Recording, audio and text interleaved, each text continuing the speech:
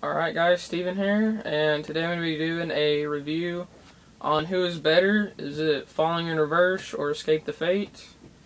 I also made a lot of notes, so alright, first let's get started.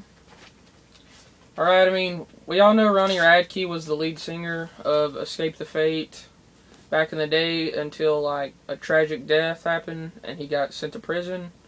A lot of you actually don't know why, but I read a whole bunch of watched a whole bunch of interviews, and it wasn't that it was framed or set up or anything like that, but it was kind of just bad luck. They kind of just pinned it on him, I guess. I guess just the government or whoever, the cops. In the long run, though, I think it worked out for the better on his part because he had time to write music and get his life straight as far as drugs and whatnot like that. But,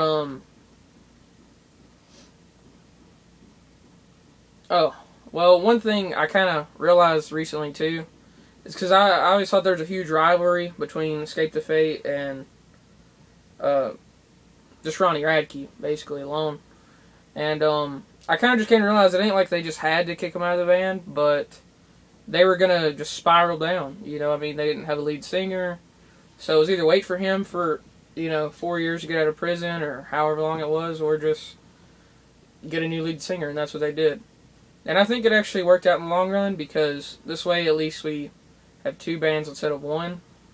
So, as far as that. Alright, then I was just going to kind of do like a review on music.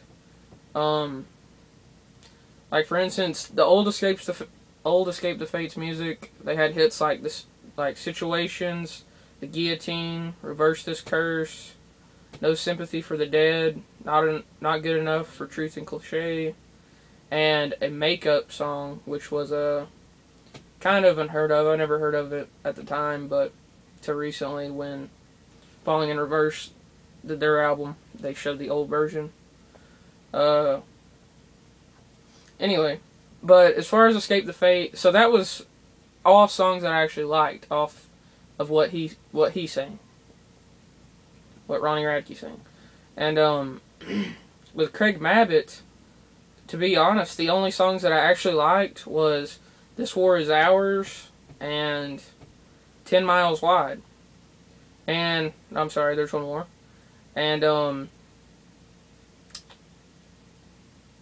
Issues, which just recently came out. I can't believe I can think of it. Issues was actually their first major hit. I'll give them that. He has their first, I want to say, actual hit, like VH1 type hit, in my opinion.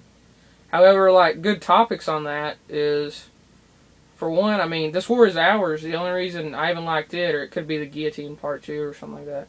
But, the only reason I really liked it was just for the instrumental-wise, like guitar and stuff like that. So, really had nothing to do with Craig Mabbitt's voice. He isn't my favorite singer at all, but he's alright as a person, I guess, and he's not the worst singer either. So, anyway, moving on, it's 10 Miles Wide. That's with Buckcherry. So right there, it's like, so far, two of the songs that I like are kind of not even because of him. And it isn't because of Buckcherry. I actually like that song, and it was alright. But I even watched the interview, and he kind of said they just did that out of nowhere, or like, they don't even remember what happened. So that was just it was supposed to be like a nobody song, but it turned out to be pretty good. Yeah. And then after that, you also have Issues, which is their new one, which I looked at, and it's only 2 minutes and 42 seconds, so not even 3 minutes. So far, it isn't good on his part as far as music-wise. They did have other hits, though, such as Ashley. I know Ashley was a good one. There was one more too, like The Flood, and I guess Something. Anyway, their new album, though, the one that had Issues on it, wasn't actually that great. I guess it had like Zombie Dance, which was kind of supposed to set the scene for this album and stuff like that, but basically all their stuff is party music or background music to me. Not in a bad way. There's nothing wrong with that. Like, Nickelback type. I wouldn't even go Nickelback. Nickelback's a little more in-depth. Theirs is Hinder. Like, we're gonna be up all night. da da da to the morning light, that kind of crap. So I don't think they really put as much into it. And he also said that in his interviews too, like, you know, he's just kind of here to party it up, basically. As far as Falling in the Reverse, they have a few major hits, like Raised by Wolves it's in their newest album, and a lot of people seem to like it the most. It isn't my favorite out of all their songs, but it is a very good song. The Drug in Me Is You is actually my favorite song. And then they just have like their debut song, which was Listen Up, and it was alright too. And it was just really old, so even that's okay, I guess. They also, here's a list of what else they did. They remade a song, Make Up. I guess this is a new version. It is really cool. It also shows that they have more than just one talent in their band. Like, they have a really good, talented singer also. And, anyway, so that's really cool. He reminds me of Chevelle, like the singer of Chevelle for some reason. A lot. So, that's like having two awesome, badass singers in there. Just for that. And, other than that, yeah, Ronnie just has the most compelling voice as far as music, so I don't know, other than probably Serj Tankian, who's like a god, so it's pretty good, I guess. Alright, other songs, you have Tragic Magic. It's kind of a jingly song that it's kind of cool though, because I realized one thing that I think nobody else did so far. It makes fun of Escape the Fate's 10 Miles Wide song, or, you know, it says, like, I'm going to create a hole and bury your ass in it, kind of thing. So, I just kind of realized that at last second, too. And it also says, like, when you go to get your hair cut, you bring a picture of him. So, he's pretty cocky in this song. And I think it also says he's, like, the king of the rock scene. I don't know. So, there you go. That's his opinion. And I think it's probably true. I mean, he's right as of now, I think he is. Alright, Drug in Me Is You. Kind of just talks about how he's running from the past, stuff like that. It has a badass guitarist, guitar solos, stuff like that. And the coolest drummer I think I've ever seen. He reminds me so much of the Rev. Not playing wise, but just look, he's got that style to him.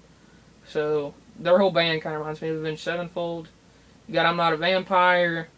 Just a kind of like Lock All Your Daughters Up kind of song. You know what I'm saying? Like, I'm going to, you know, keep them away from me. Good Girls, Bad Guys. That says it all. It's like, how do the bad guys always get good girls? Pick Up the Phone. One of the coolest songs I've ever heard. He uses this cool new invention, like, or not invention, but he uses the phone during the song, which was kind of cool. You know, like, your call has been forwarded to an automatic voicemail. But stuff like that goes along with the song, and it was really a good idea. Don't Mess with Ouija Boards, probably my least favorite. Sink or Swim. And I don't want a lot of hate for that one. I know I read a few comments saying that was their favorite. Sink or Swim, he turned Christian on us or something. I can't really say. Caught Like a Fly. This was complete retaliation against Max Green. Goodbye Graceful. It's kind of his repenting song. The Westerner. His life story and a little retaliation. Okay. Last. And I think it isn't more that he had Retaliate either, but he could have just had this. I mean, obviously he had these songs for a while, so if they're that good, you know, why not use them? So maybe this is all for lead up to get both of them out there. But overall, I guess who wins is definitely Escape the Fate. Just kidding.